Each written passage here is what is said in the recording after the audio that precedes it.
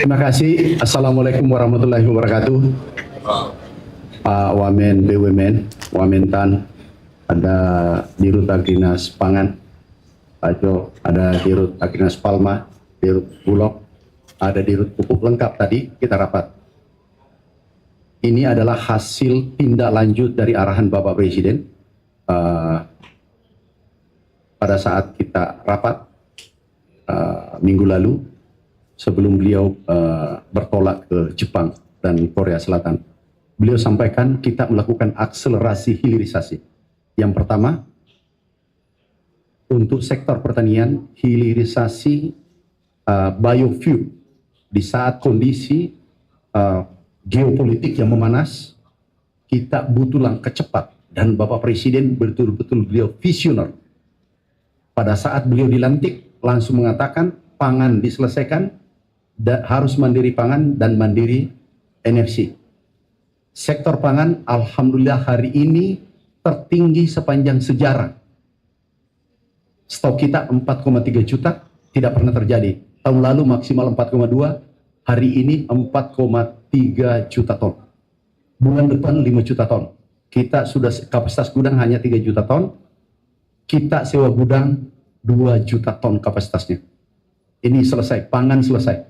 Jadi alhamdulillah bulan suci Ramadan bukan harga beras menjadi penyumbang inflasi. Dan puluhan tahun, 10-20 tahun terakhir, biasanya nomor satu penyumbang inflasi adalah beras. Ini selesai. Yang kedua adalah janji Bapak Presiden bahwa kita menyetop impor solar digantikan oleh biofuel sawit B50. Itu 5,3 juta ton. Itu tahun ini kita tidak impor. Dan itu selesai. Sudah 2 selesai. Yang ketiga, mimpi kita E20. Apa itu E20? Etanol campuran bensin 20%. Dari mana? Jagung, ubi, dan tebu. Semua bisa tumbuh di Indonesia. Artinya ke depan bagaimana kita mandiri energi, mandiri pangan. Ini kita lakukan bersama-sama, kita bergerak bersama-sama. Tentu nanti Pak Wamen sampaikan atau direksi mau tambahkan. Nah ini kita kejar. Ini ada hikmah. Kondisi geopolitik yang memanas, itu ada hikmahnya bagi Indonesia. Kalau ini mandiri pangan, mandiri energi, ini visi besar Bapak Presiden, itu Indonesia sangat kuat ke depan. Ditambah hilirisasi mineral lainnya seperti nikel, bauksit, dan lain-lain. Kita bisa menjadi pemain utama di dunia, khususnya pangan dan energi. Tim semua lengkap. Juga hilirisasi ayam, jangan hanya monopoli 2-3 orang, tetapi pakan untuk ayam yang nilainya kurang lebih 500 triliun sampai 600 triliun, ini rakyat kita jaga, pakannya, vaksinnya, DOC-nya itu ditangani oleh negara BUMN. Insya Allah kita setelah pangan selesai, biofuel sudah ditunaikan 2 agenda besar Bapak Presiden. Sektor pangan 2 sudah menjadi kenyataan. Sekarang bagaimana kita dorong etanol menjadi energi E20 seperti negara Brasil. Brasil kalau tidak salah 27 apa 37. E37, E27, kita menuju sekarang lompat langsung mandatory E20 ke depan. Sumber daya kita cukup, lebih dari cukup. Makasih, itu saya bisa sampaikan. Sebelum bertanya, silakan Pak Wamen. Terima kasih Pak Mentan. Jadi teman-teman semua, tentu dengan tadi sudah disampaikan oleh Pak Mentan ya, dan juga arahan dari Presiden bahwa tentu kita dengan situasi yang ada, ya geopolitik yang ada ini kita sikapi ya secara cepat, secara tepat, dan juga tentunya untuk itu ya terkait di bidang pertanian dan pangan tentunya di bawah koordinasi dari Pak Mentan dan juga timnya.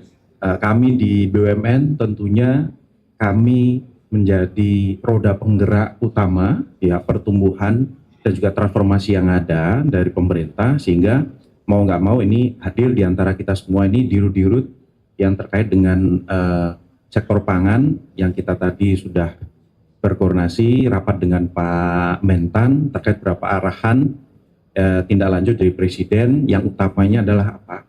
Bahwa kita BUMN ini harus memiliki hubungan yang lebih dekat dengan Kementerian Pertanian sebagai pembina sektor.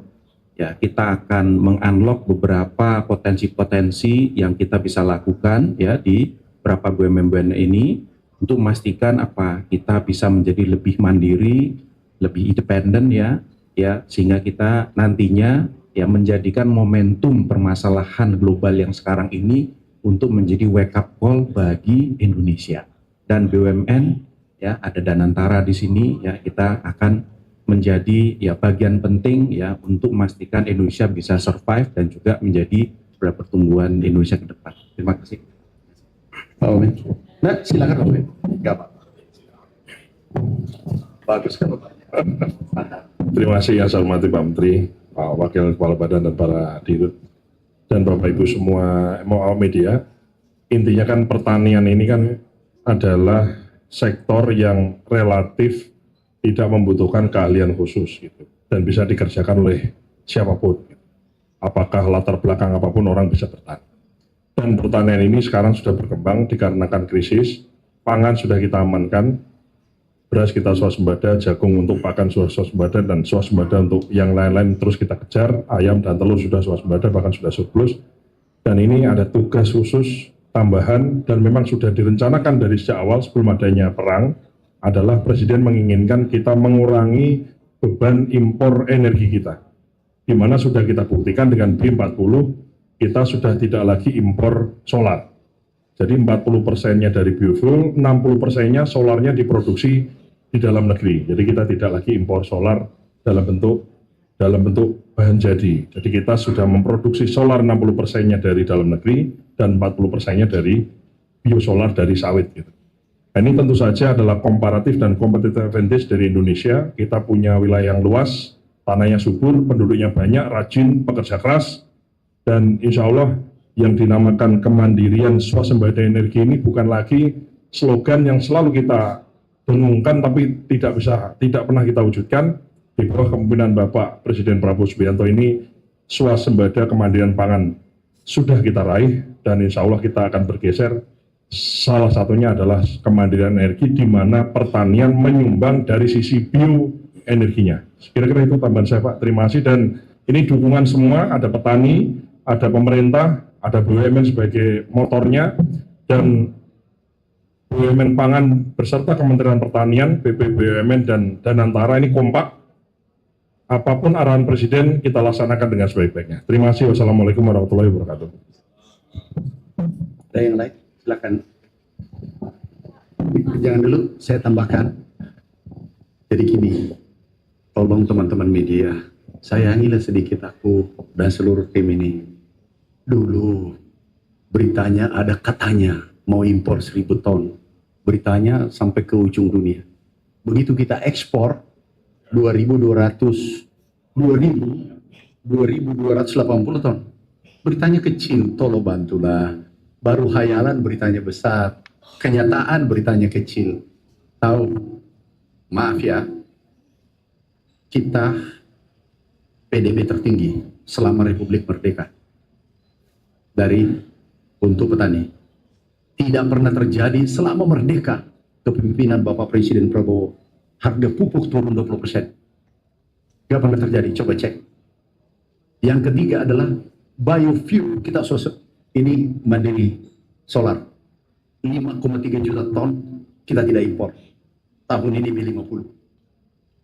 Kemudian yang keempat, kesejahteraan petani juga tertinggi, PDB pertama dalam sejarah, kalau tidak salah 35 tahun atau 33 tahun, itu 5,7% dari pertanian penyumbangnya. Ini karena kebijakan Bapak Presiden, bukan saya. Kita semua di sini pembantunya. Kita ini kolaborasi, tolong disampaikan juga ke publik capaian-capaian ini. Tolong disampaikan ke publik, biar ini menenangkan di saat geopolitik memanas. Ini hikmahnya adalah ke depan Indonesia mandiri pangan, Indonesia mandiri energi, kita insya Allah menjadi Indonesia emas.